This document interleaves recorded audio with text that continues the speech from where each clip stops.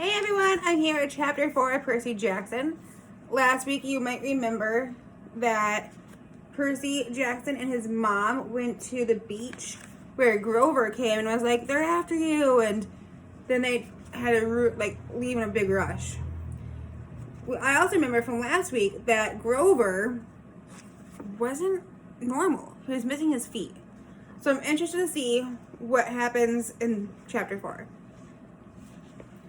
So chapter 4 is named, My Mother Teaches Me Bullfighting.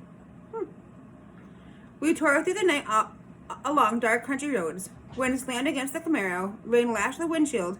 I didn't know how my mom could see anything, but she kept her foot on the gas. Every time there was a flash of lightning, I looked at Grover sitting next to me in the back seat, and I wondered if I'd gone insane, or if he was wearing some kind of shag carpet pants.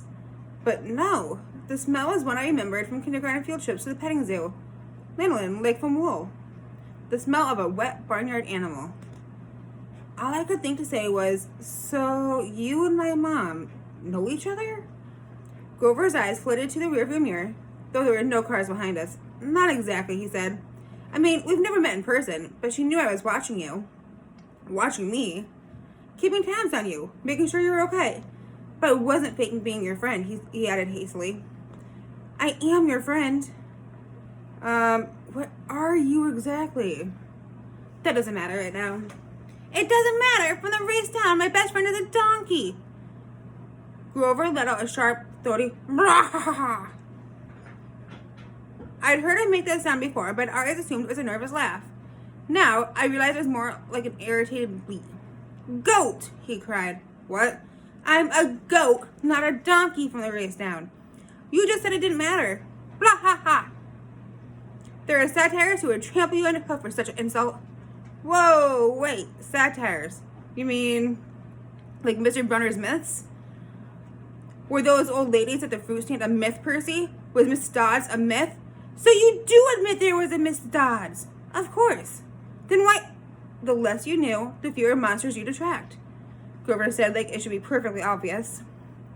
We put mist over the human's eyes. We hoped you'd think the kindly one was a hallucination, but it was no good. You started to realize who you were. Wait a minute, what do you mean? The weird bellowing noise rose up again over somewhere behind us, closer than before. Whatever was chasing us was still on our trail. Oh no, something's chasing them? Percy, my mom said, there's too much to explain and not enough time. We had to aim safety. Safety from what? Who's after me?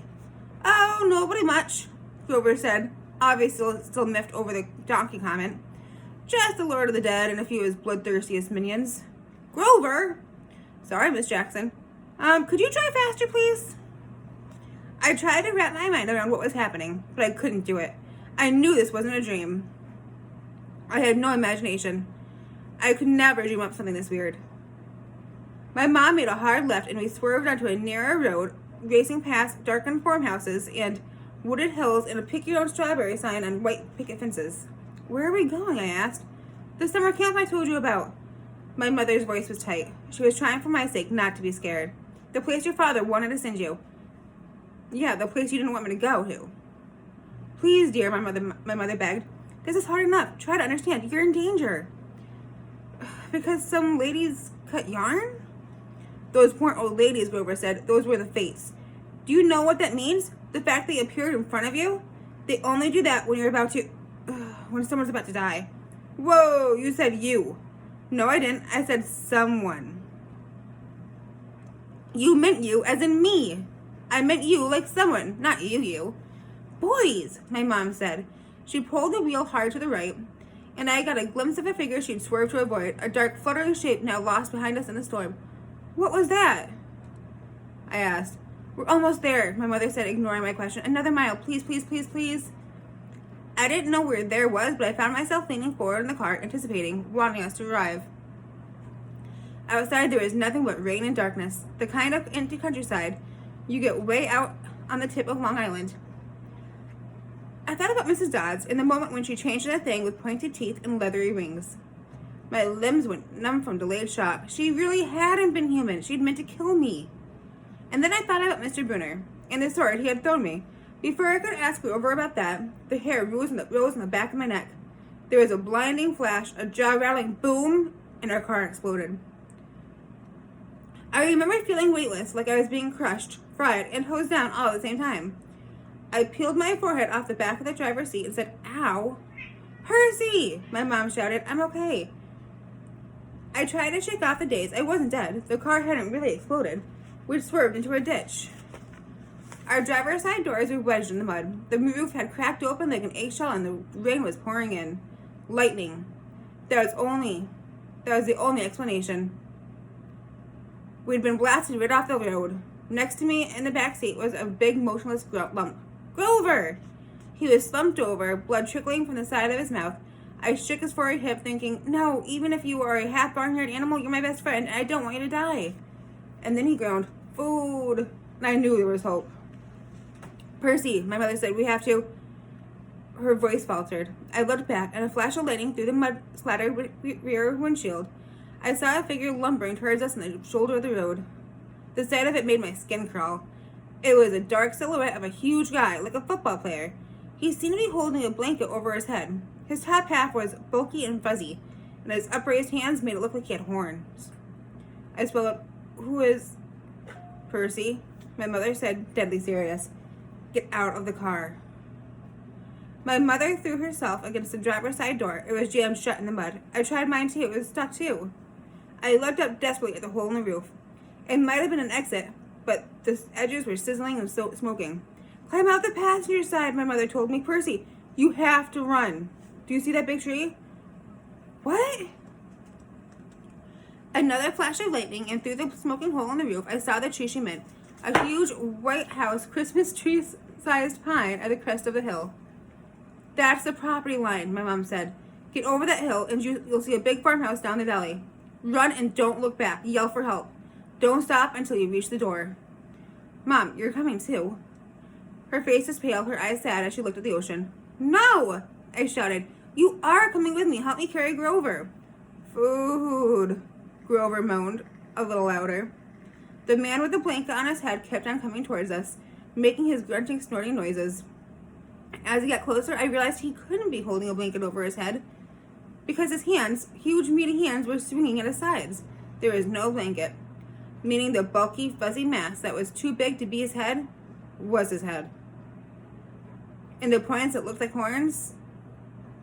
"He doesn't want us," my mother told me. "He wants you. Besides, I can't cross the property line." But we don't have time, Percy. Go, please."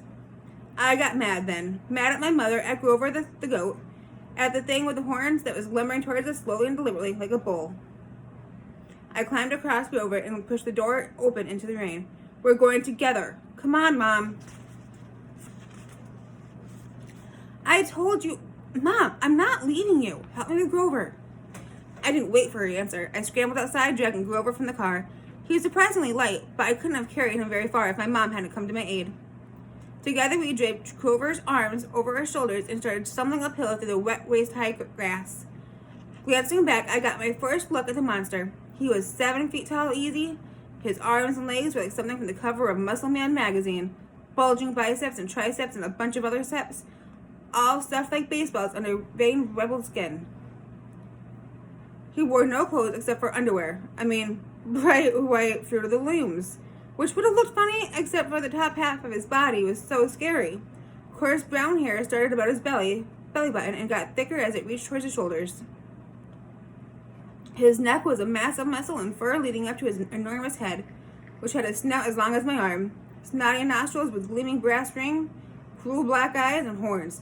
Enormous black and white horns with points that you just couldn't get from an electric sharpener.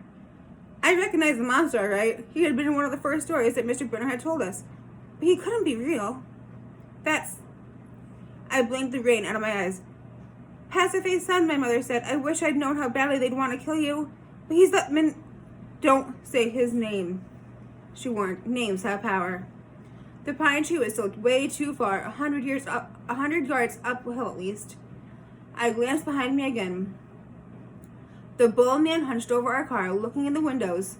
Not really looking exactly, more like snuffling, nuzzling.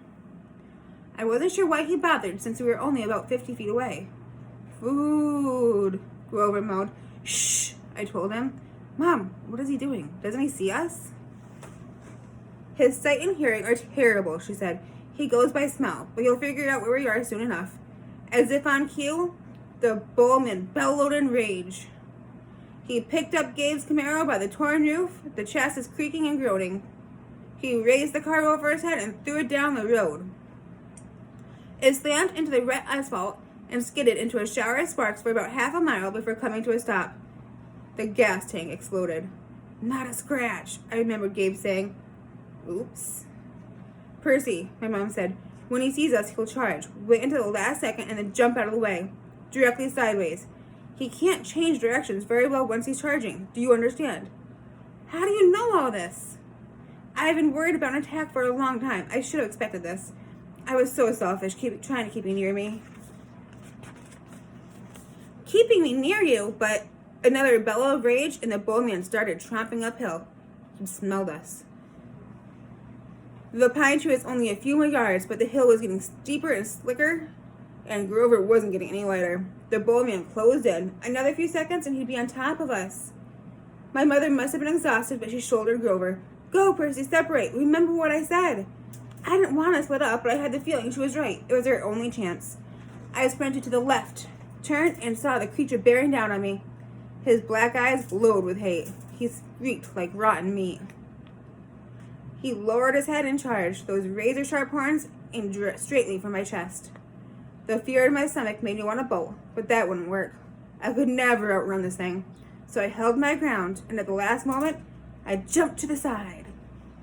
The bullman stormed past like a freight train and then bellowed with frustration and turned, but not towards me this time, towards my mother, who was setting Grover down in the grass. We'd reached the crest of the hill. Down the other side, I could see a valley, just as my mother had said, and the lights of a farmhouse glowing yellow through the rain. But that was a half-mile away. We'd never make it. The bullman grunted, pawing the ground. He kept eyeing my mother, who was now retreating slowly downhill back to the road, trying to lead the monster from Grover. Run, Percy, she told me. I can't go any further. Run! But I just stood there, frozen in fear as the monster charged her. She tried to sidestep as she told me to do, but the monster had learned his lesson. His hand shot out and grabbed her by the neck as she tried to get away. He lifted her as she kicked, struggling and pummeling the air. Mom! She caught my eyes, managed to choke out one last word. Go! And then, with an angry roar, the monster closed his fist around my mother's neck, and she dissolved before my eyes, melting into a light, a shimmering golden form as if she were a holographic projection. A blinding flash, and she was simply gone. No! Anger replaced my fear. Newfound strength burned in my limbs. The same rush of energy I'd gotten when the stars had drew talons. The bullman tore down on Grover, who lay helpless in the grass. The monster hunched over, snuffling my best friend as if he was about to lift Grover up and make him dissolve too. I couldn't allow that. I stripped off my red rain jacket. Hey! I screamed, waving the jacket, running to one side of the monster. Hey, stupid! Ground beef! Rawr! The monster tore toward me, shaking his meaty fists. I had an idea. A stupid idea, but it was better than no idea at all. I put my back to the big pine tree and waved my red jacket in front of the bullman, thinking I'd jump out of the way at the last moment. But of course, it didn't happen like that. The bullman charged too fast, his arms out to grab me whichever way I tried to dodge. Time slowed down. My legs tensed. I couldn't jump sideways, so I jumped straight up, kicking off from the creature's head, using it as a springboard, turning in midair and landing on his neck.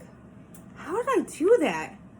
I didn't have time to figure it out. A millisecond later, the monster's head slammed into the tree, and the impact nearly knocked my teeth out. The bullman staggered around, trying to shake me. I locked my arms around his horns to keep from being thrown. Thunder and lightning were still going strong. The rain was in my eyes, and the smell of rotten meat burned my nostrils. The monster shook himself around and bucked like a rodeo bull. He would have just backed up into the tree and smushed me flat, but I was starting to realize that this thing had only one gear, forward. Meanwhile, Grover started groaning in the grass. I wanted to yell at him to shut up, but the way that I was getting tossed around, if I opened my mouth, I'd bite my own tongue off. Food, Grover moaned. The bull man wheeled toward him, pawed the ground again, and got ready to charge. I thought about how he had squeezed the life out of my mother, made her disappear in a flash of light, and rage filled me like high-octane fuel. I got both hands around one horn and I pulled backwards with all my might. The monster tensed, gave a surprised grunt, and then snap! The bull man screamed and flung me through the air. I landed flat on my back in the grass. My head smacked against a rock, and when I sat up, my vision was blurry. But I had a horn in my hands, a ragged boned weapon the size of a knife. The monster charged.